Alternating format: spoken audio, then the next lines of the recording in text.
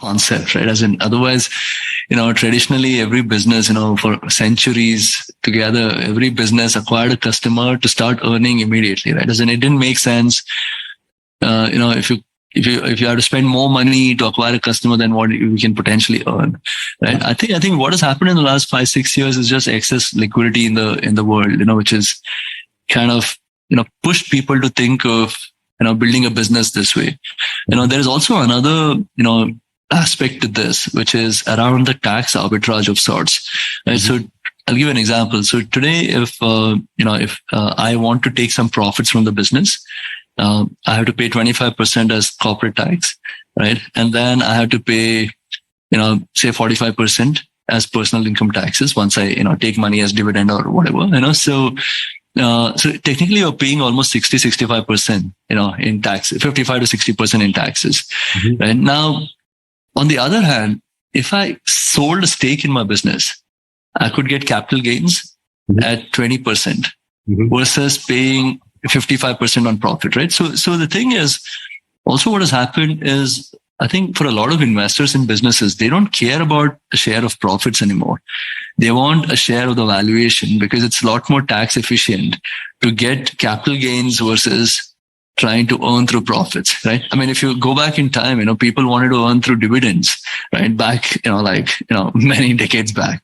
But today, no one cares, right? No, if you go ask any of the startup business, and you say, I'll give dividend to my investor, the investor will laugh at you, dude, why are you giving dividends, right? Because, so the thing is, the kind of money that is coming in is also coming with, saying, I don't want your profits. I want a capital gain. So, dude, you just take this money and continuously keep growing. And this whole continuously keep growing, you cannot keep growing all the time because, markets also have cycles. There are up cycles, down cycles. Now that the interest rates have turned around, you can assume for the next, the consumption cycle is going to, taper down of sorts, right? And at that point of time, you can be a sitting duck if you haven't reached the profitability, self-sustainable kind of area when the cycles turn around. So I think there are so many things that has, played around this whole acquire customer, at whatever cost, right? Because what was happening is, all the valuation was based on how many customers you're acquiring at what rate, right? So the investor is forcing you to acquire as many customers at what rate. Otherwise, as a business, it makes absolutely no sense, right? One of the reasons I think we have remained bootstrapped is because we haven't spent a single rupee on acquiring a customer. On the contrary, we collect 200 rupees per account from customer. That means, when someone asks me what's the CAC, we say it's minus 200 rupees, right? Because, because we actually charge money then. And the reason for charging money is because one, we're in the business of money. We want to set a sense of seriousness when a customer onboards. Every customer brings a compliance cost, right? As in, if our customer comes and, he does a fraud somewhere else, so we can potentially get caught in that, right? So, I mean, there are a lot of costs acquiring a user, and it's just not, it's just not a vanity metric saying, I have 11 million users, right? So I think we keep talking about this, the 11 million customers. If we had spent, say, between 4,000 to 5,000 rupees acquiring a customer, which is what a lot of our competitors customer, right? I mean, to get one active customer, you would probably have to spend on 8 inactive ones, so, right? So yeah, if you had spent, to get to our 1.1 crore customers, we would have spent 4,000-5,000 crore rupees. Now, 4,000-5,000 crore rupees is all the profits we've generated, net profits we've generated from the start. What it means is that if we had spent, 3,000 to 5,000 rupees acquiring a customer, we would not have been a profitable business. If you're not a profitable business, we would have had to go raise venture capital. Yeah, I think building a business is like growing a forest. You cannot just, put fertilizers and pesticides and hope that it'll grow. I think it takes time to build one. It's slow and steady. So we've never, I think this whole bootstrapping fits in very well with the philosophy of some of us as a core team. We have never gotten up any year and said we want to be at this target.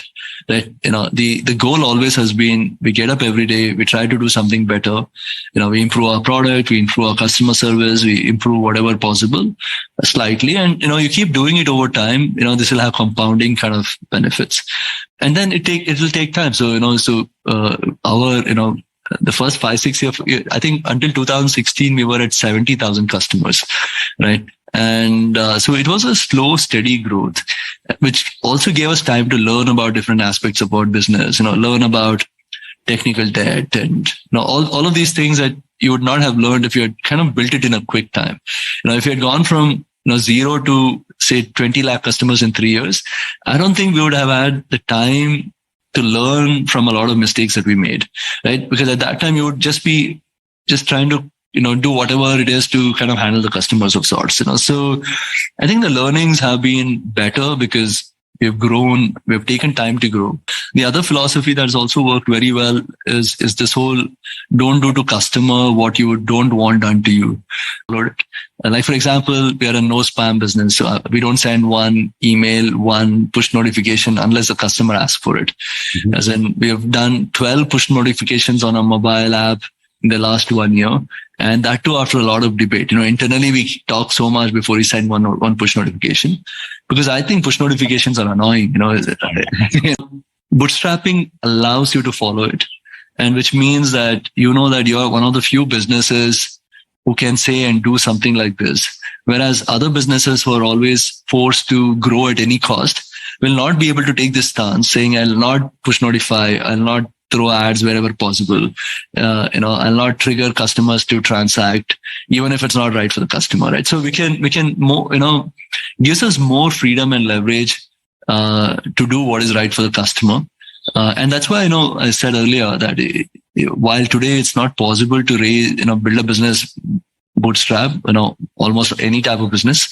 But at least, if you kind of get investors on board who are in for the cause, and not oversold to the story, then they might help you kind of get some of the benefits that come along with running a bootstrap business, which is to do what is right for the customer before even you think what is right for the investor. But I think capitalism in today's world, and maybe even venture capitalism, it's growth at all costs, right? The entire venture capital model is built on one or two super outcomes in a portfolio. So the venture capitalist is forced to kind of push you to be that outcome or perish, right?